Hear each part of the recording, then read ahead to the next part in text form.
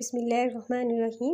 Assalamu alaikum students. This is our second lecture, and in this lecture you will learn about the second example and third example of simple harmonic motion.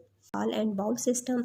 इसमें हमारे पास एक bowl है, आप लोगों को ये diagram नज़र आ रही है, ठीक है। 10.2 डायग्राम है। इसमें एक बाउल है और इसके अंदर एक बाल है, ठीक है। अब ये अपनी रेस्ट पोजीशन पे है। हम इसको ड्रा कर लेते हैं और थोड़ा सा मैं आपको यहाँ पे समझाती हूँ। ये देखें, ये बाउल है और इसमें मैंने ये बाल को रख दिया है। अब ये बॉल क्या है, रेस्ट पोजीशन पे है। इसका वेट जो है W = mg डाउनवर्ड एक्ट कर रहा है और रिएक्शनल फोर्स अपवर्ड है, जिसकी वजह से ये रेस्ट है, ठीक है। Both are same in magnitude but opposite direction, तो ये रेस्ट में है। अब यहाँ पे फिर वही 4 क्वेश्चन हम पुट करेंगे कि यहाँ से ये मीन पोजीशन है, तो ये दो एक्सट्रीम पोजीशन है कि ये मीन से एक्सट्रीम पोजीशन की तरफ क्यों गई, दोबारा मीन पे क्यों आई, और फिर इस मीन से इस एक्सट्रीम पोजीशन पे क्यों गई, और फिर दोबारा 4th क्वेश्चन दोबारा मीन पोजीशन पे क्यों आई। तो अगर ये चारों क्वेश्चन को फुलफिल कर रही है तो इसका मतलब है ये सिंपल हार्मोनिक मोशन की ही एग्जाम्पल है, क्योंकि ये to and fro motion about it mean position है।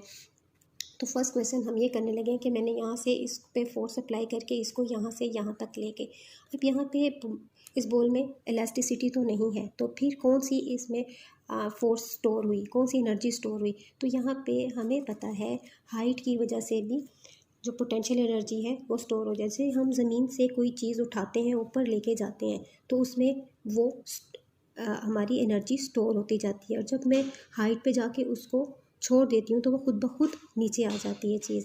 तो इसका मतलब है वो एनर्जी उसमें क्या स्टोर थी, ठीक है। अब यहाँ तक जब बॉल चला गया तो ये ड्यू टू ग्रेविटी की वजह से, ठीक है, यहाँ पे रुकेगा नहीं, बल्कि क्या करेगा, दोबारा मीन पोजीशन की तरफ मूव करेगा, ठीक। और फिर पहला क्वेश्चन का आंसर ये हो गया कि मैंने खुद फोर्स अप्लाई की, जिसकी वजह से यहाँ से ये यहाँ तक गया। सेकंड हो गया ड्यू टू ग्रेविटी की वजह से।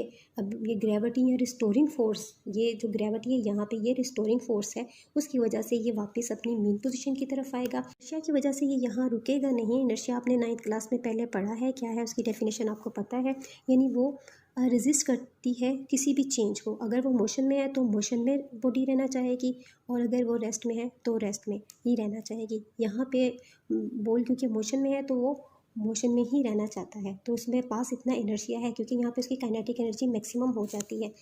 यहाँ पे इसकी काइनेटिक एनर्जी क्या होगी, 0 हो जाती है, लेकिन पोटेंशियल एनर्जी हाइट की वजह से मैक्सिमम हो जाती है, ठीक है। और जब इस पॉइंट पे पहुँचते हैं तो काइनेटिक एनर्जी इसकी मैक्सिमम हो जाती है और पोटेंशियल एनर्जी क्या हो जाती है, 0 हो जाती है, क्योंकि ये बिल्कुल एंड पे आ जाती है। यहाँ पे कोई हाइट नहीं है, यहाँ पे हाइट 0 है तो इसका मतलब है पोटेंशियल एनर्जी भी 0 है।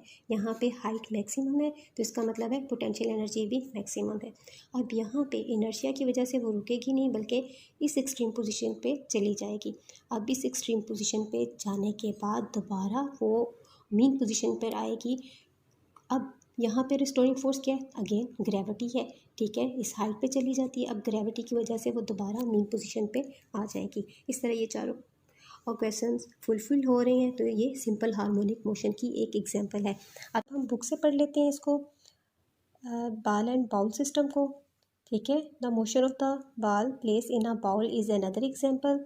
ये सिंपल हार्मोनिक मोशन की ही एग्जाम्पल है, जिसमें बाल क्या है, उसके मीन पोजीशन ओ पे है, तो उस वक्त यानी जब वो सेंटर में है बाउल के, तो उस वक्त उस पर कोई फोर्स एक्ट नहीं कर रही। क्यों नहीं कर रही, क्योंकि उसका वेट एक्ट कर रहा था इन डाउनवर्ड डायरेक्शन, और उसके इक्वल उसकी रिएक्शनल फोर्स अपवर्ड मूव कर रही थी, ठीक है। Both are same in magnitude and opposite direction की वजह से there is no motion of the ball.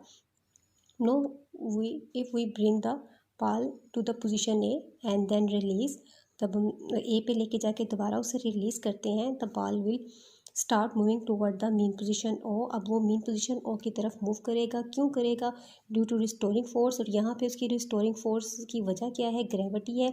और ग्रेविटी क्यों है, ग्रेविटी उसके वेट की वजह से है, ठीक है।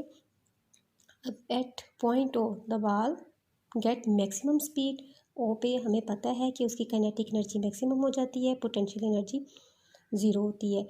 अब जब उसके पास मैक्सिमम इसकी स्पीड होगी तो due to inertia it move toward the extreme position B, वो बी की तरफ मूव कर जाएगा। While going toward the position B the speed of the ball decreases, उस तरफ जाते हुए उसकी पोटेंशियल एनर्जी तो इंक्रीज होती जाएगी पर काइनेटिक एनर्जी डिक्रीज होती जाएगी due to the restoring force. अब पोटेंशियल एनर्जी ज़्यादा होती जा रही है तो बी पे उस पे के पास मैक्सिमम पोटेंशियल एनर्जी यानी रिस्टोरिंग फोर्स हो जाती है, स्टोर एनर्जी मैक्सिमम हो जाती है।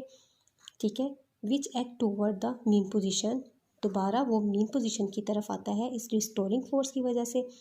ठीक है, at the position B the ball stop for a while and then again move toward the mean position और under the action of the restoring force this to and fro motion of the ball continue about the mean position of till all its energy is lost due to friction। ठीक है, यहाँ पे bowl और बाल के दरमियान frictional force है जो कि with the passage of time इसकी एम्पलीट्यूड को डिक्रीज करती जाएगी और बाल क्या हो जाएगा, मीन पोजीशन पे आ जाएगा। Thus the to and fro motion of the ball about a mean position placed in a bowl is an example of simple harmonic motion।